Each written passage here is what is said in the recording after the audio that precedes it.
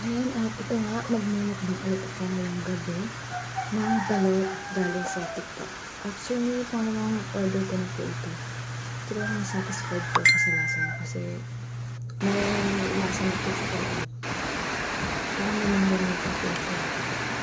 Kaya spicy. Ito sakto yung lasa niya. Masarap talaga. Kasi unang bili ko sa loob ko original cheese. Hindi siya kasi ito po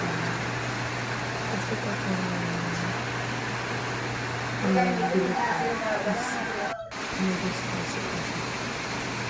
Okay lang kahit hindi naman ito suka or asin.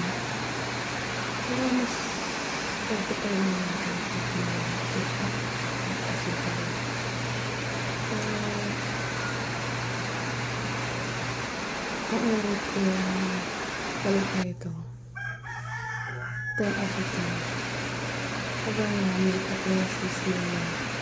Napakaliit. Saka yung puti, hindi masyado matigas. Perfect siya.